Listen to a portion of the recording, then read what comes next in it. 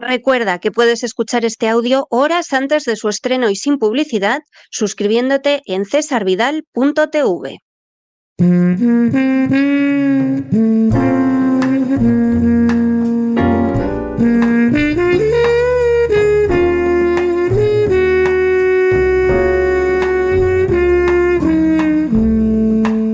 La biblioteca con Sagrario Fernández Prieto.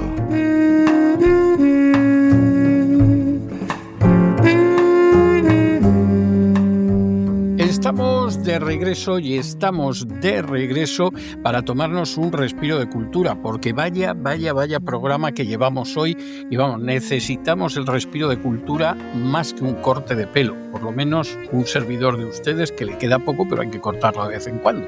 ¿Y dónde nos vamos a dar ese respiro de cultura mejor que en la biblioteca de doña Sagrario Fernández Prieto, que ya nos está abriendo la puerta?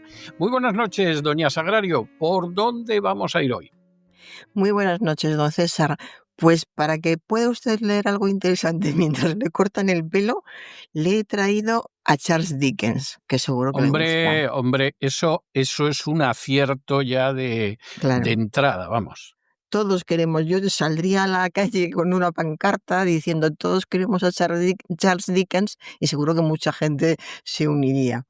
Realmente es uno de los escritores más importantes, más influyentes y lo que es curioso es que siendo un hombre del siglo XIX, porque él nació en 1812, murió en 1870, pleno siglo XIX, un escritor del siglo XIX y es increíblemente moderno. Puedes Sí. leer su prosa y si no te dicen de quién es, podría ser de un escritor bueno, de un buen Sí. escritor actual. Es Sí. realmente un caso muy interesante el de Dickens. Y además, Sí, como pasa con los clásicos, porque al final eso casi es lo que define al clásico, además un autor que es muy nacional, porque es tremendamente inglés, además muy inglés, ni siquiera escocés, ni siquiera sí. galés, ni siquiera Mm, irlandés, es tremendamente inglés y es al mismo tiempo enormemente universal, que es algo típico de los clásicos, el hecho de que están muy enraizados en su nación, pero los temas son unos temas tan absolutamente comunes a la naturaleza humana que ese envoltorio nacional pues no tiene especial relevancia, y no la tiene porque efectivamente toca temas universales. Y eso hace que Dickens no envejezca, todo lo sí. contrario, tiene una actualidad tremenda. Tremendo. Es impresionante en su época. Además, vendía muchísimo. Una época en la que no sabía leer todo el mundo, o mejor dicho, sabía leer muy pocos. Pues llegó a vender 100.000 ejemplares de David Copperfield. Que es una A barbaridad. finales Es del una siglo barbaridad. XIX, más de 100.000 Sí, ejemplares, y en una sociedad en la que no leía todo el mundo, no sabía leer todo el mundo. Es, realmente un fenómeno. Y además con una vida privada muy difícil, estuvo en la cárcel, lo pasó muy mal por deudas, por dinero, en fin, que, lo tenía todo en contra. Es uno de esos casos de personas que teniéndolo todo en contra, lo hacen mejor que otros que lo tienen a favor. O sea que es para fijarse y reflexionar, porque puedes seguir teniendo experiencias, puedes seguir teniendo ideas mientras te pasan muchas cosas malas, pero luego tienes que llevarlas al papel y eso sí, cuesta. Y estamos sí. hablando de llevar al papel, no escribir en un ordenador como escribimos ahora. En fin, que tiene muchísimo mérito. A mí es un autor que me entusiasma y sobre todo es que escribe tan bien, cuando yo me paro a leer un párrafo y veo que están los adjetivos que deben estar, justos, que ha hecho, frases redondas, perfectas, que ha dejado la emoción suspendida donde a él le interesaba para seguir manteniendo al lector. O sea, es un escritor que lo tiene realmente todo. Y ahora, bueno, vamos a hablar ya, porque además Dickens, escribiendo sobre fantasmas, pues tiene todavía un punto más especial. hay muchas personas a las que les gustan estas historias de fantasmas. Supongo que la editorial Impedimenta lo ha sacado ahora por la época a la que llegamos, ahora en noviembre, pero son historias realmente curiosas, donde pasa de todo, que es lo que ocurre en su obra, tienes aventuras, tienes penas, tienes sorpresas, muchos giros, hay finales felices, se castiga la maldad y el bien triunfa en general.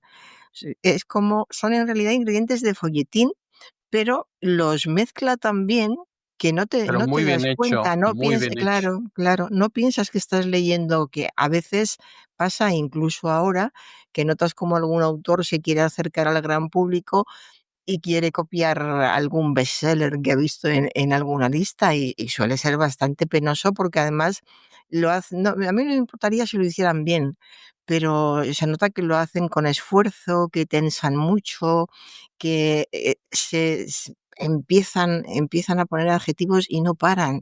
A, la- a los autores de ahora les encantan, a la mayoría, no a todos, los adjetivos, pero bueno, pues lo que decíamos, Dickens está en el momento justo.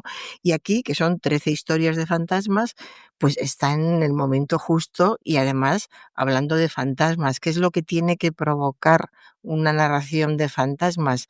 Yo diría que más que miedo, inquietud, Sí, como desazón, cierto desazón. sí, desazón, desasosiego, ese, como pasa en las películas también de fantasmas, ¿no?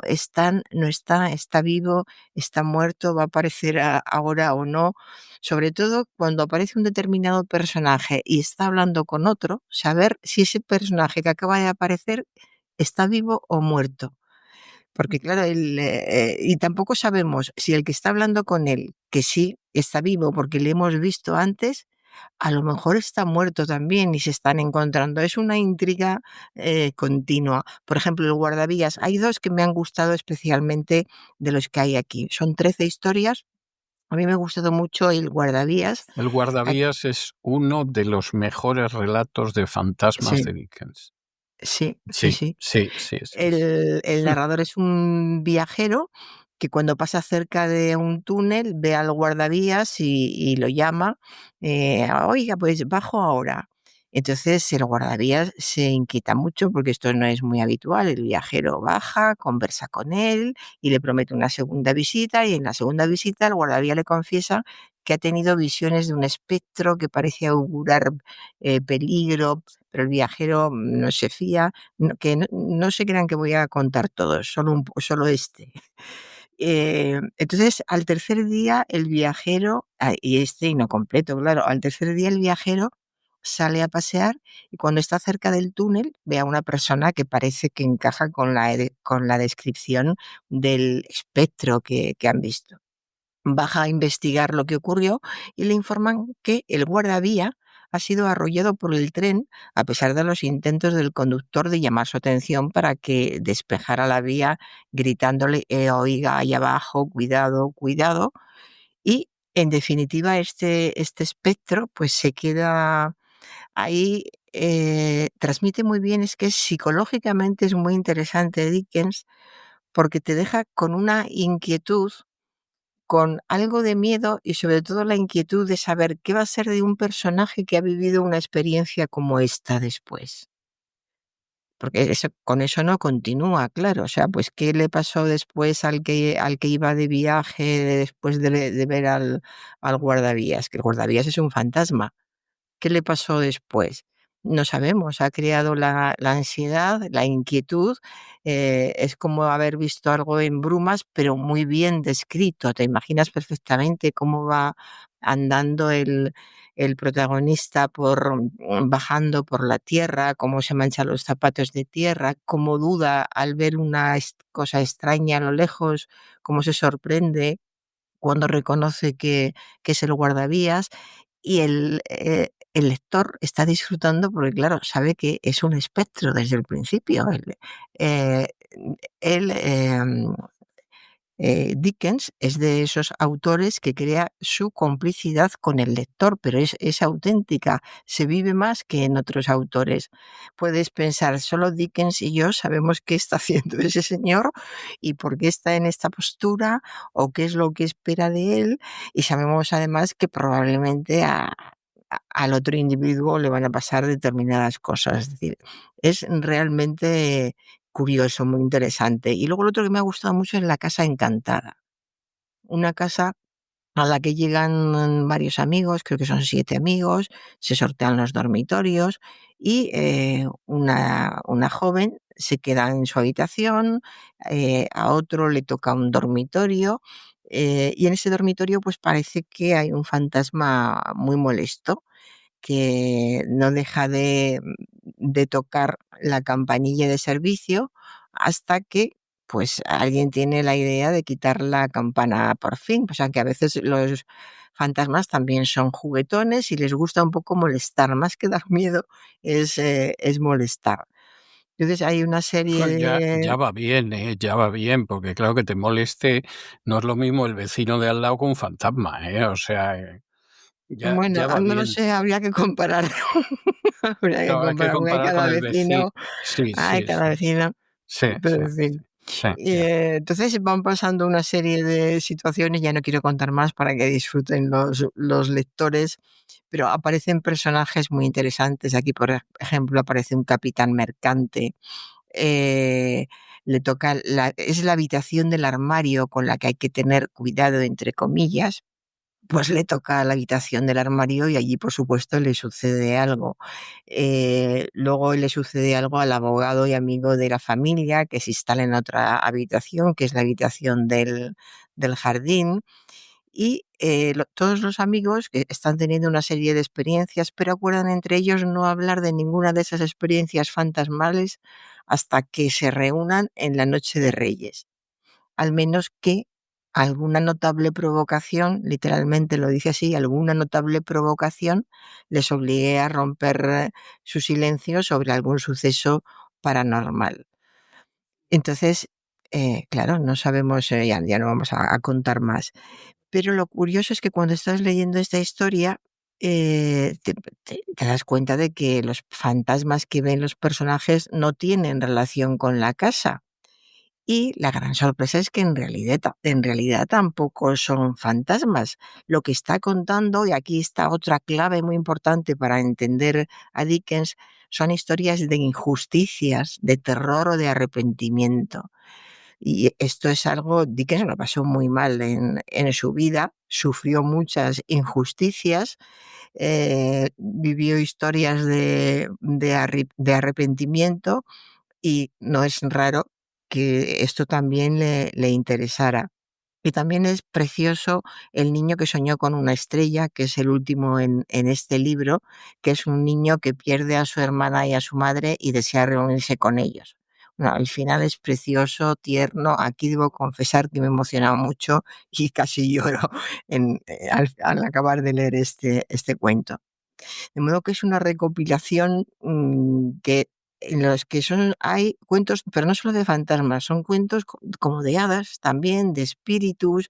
Es una mezcla de lo sobrenatural con la vida cotidiana. Por eso hace que sean tan divertidas las historias, tan entretenidas. Y luego yo creo que eso es lo mejor de Dickens, que ofrece muchas reflexiones profundas sobre la vida, sobre la muerte, sobre la existencia, que ahí está el mérito, no dejas de pensar cómo es posible que un hombre, un escritor que está escribiendo estas historias de terror, y al mismo tiempo esté reflexionando sobre tantas cosas, te esté haciendo llegar tantas cosas mientras no pierde el hilo para que tú pases miedo, que es el objetivo principal que tiene que conseguir. Y lo consigue, por supuesto. Luego está uno que es muy conocido, El espíritu de la Navidad presente, en el que un hombre recibe la visita de un fantasma que le muestra diferentes escenas de la vida, y entonces este hombre, pues, que no era precisamente un hombre amable y bueno, pues se da cuenta de lo que significa la Navidad, que la Navidad es amor, es generosidad y es compasión. Y así seguimos con el espíritu de la Navidad futura, que también es precioso. El fantasma de la encrucijada. El fantasma de la encrucijada es uno de los que da mucho miedo. El fantasma de la abadía, el fantasma de la casa de los Fetchwick, el fantasma de la casa de los Cratchit, y al mismo tiempo que habla de todos estos casos fantasmales, él va hablando de lo que hay detrás, lo que hay escondido, y lo que hay escondido no son más cosas terribles, lo que está escondido es el perdón, es la bondad, la esperanza y el destino. Cuando el lector está pensando qué va a hacer ahora con este fantasma, o el fantasma con el otro, te das cuenta de que el otro o uno de los dos es alguien que tiene una gran necesidad de que le den algo de esperanza, de que le perdonen por algo que ha hecho, de que le den una nueva oportunidad para hacer otra cosa. De modo que es un libro que realmente lo tiene absolutamente todo, y yo creo que es uno de esos libros indispensables. A Dickens hay que leerlo. Además, yo creo que es Sí, muy interesante sí. también para quienes se quieran dedicar a la escritura. Hay que leerle despacio y analizar párrafos, y se aprende muchísimo a escribir, qué es lo importante y qué es lo que no. Y luego, ya para más mérito, pensar en los últimos años que estuvo en la cárcel. Y en la cárcel siguió escribiendo, no dejó de escribir nunca, a pesar de que estaba acuciado por las deudas, de que eso, estuvo en la cárcel. La infancia fue terrible también, y es curioso cómo en una vida con tantas dificultades, tanto dolor y tantas penas, puede caber tanta esperanza, tanta ilusión por vivir y tanta capacidad para transmitirlo, porque eso es un esfuerzo físico, mental. Imaginemos lo que puede ser una cárcel del siglo XIX en Inglaterra. Para empezar, mucha luz no habría. No. Yo me lo imagino sucio, húmedo, oscuro, muertos de hambre los presos. De modo que realmente tiene mucho mérito esta forma en que él va desarrollando sus historias, cómo mezcla lo sobrenatural con lo psicológico. Es muy moderno también por eso, porque habla de aspectos psicológicos que la mayoría de los autores no descubrieron hasta llegar al siglo XX. No destacaban esos aspectos en sus personajes. Y él, sin embargo, en el 19 ya lo hacía. Igual que también es muy interesante cómo escribe las conversaciones. Son de una ligereza impresionante, lo hace muy bien. No te das cuenta de que hay dos personas que están hablando. No necesita decir en ningún momento fulanito dijo y fulanito contestó. Es todo totalmente espontáneo. De modo que, bueno, aquí lo dejo y no quiero contar más, para que lo lean con gusto ahora que llegan las Navidades, están cerca ya, y merece la pena, merece la pena. Si se ha leído a Dickens, va a merecer la pena, y si no se ha leído, todavía mejor, porque hay que empezar por algo, y este es un libro relativamente corto, tiene 300, no, 200 y pico páginas, 200 y poco, y es un buen libro para empezar con Dickens. Muy bien, me parece además una introducción fantástica. ¿Y qué tenemos? No sé si para jóvenes o para niños. Pues para niños he mirado en mi biblioteca, y como venía de Dickens y de todo esto que hemos contado, he visto un libro muy bonito, un álbum muy bonito que dice Era una noche oscura, y directamente he pensado por este. Y es realmente entretenido, es un libro en 3 dimensiones. Bueno, Era una noche oscura y tormentosa, es el título del álbum. Es un libro que está lleno, aparte de las ilustraciones, numerosos pop-up. Pues eso, despliegas el libro y te encuentras figuras en relieve de animales que están comportándose como personas, están en una fiesta, y todo gira. Hay una trama muy interesante que el niño va descubriendo. Es de esos libros muy entretenidos, pero además hacen que la mente del niño se crezca, se espabile.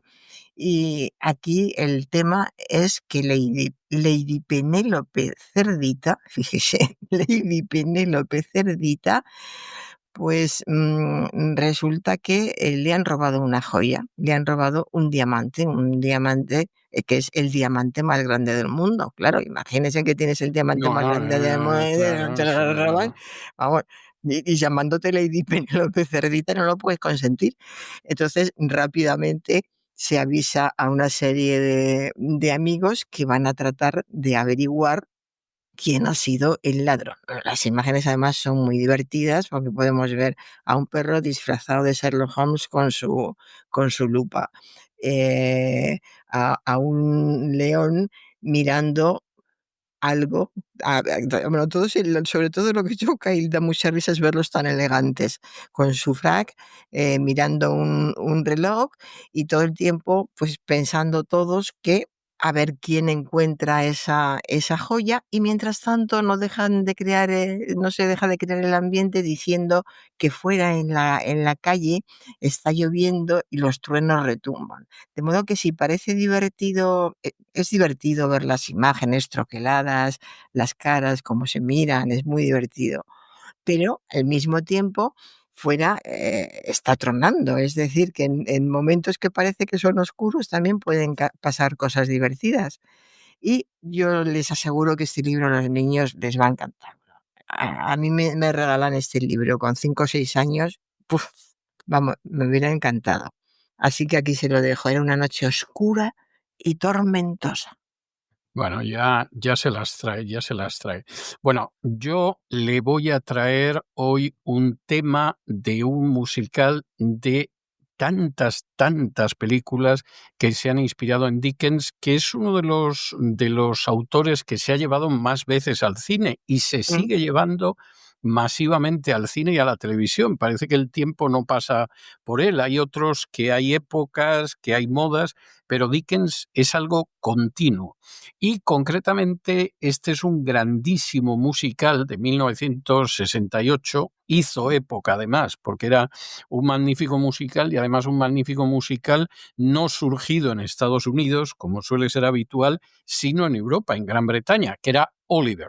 Usted recordará ese Oliver, que era una versión magnífica del Oliver Twist, con una música excelente, y yo le he traído ese tema que se titula Consider Yourself at Home, es decir, considérate en casa, que era un tema muy alegre, con el cual uno de los pilluelos que estaban a las órdenes del judío Fagin recibía, captaba, liaba al pobre Oliver Twist para que se convirtiera en uno de los ladronzuelos del personaje en cuestión. Bueno, pues yo le dejo con esta pieza inspirada en una de las grandísimas novelas de Dickens, y nos encontramos el lunes de la semana que viene, Dios mediante.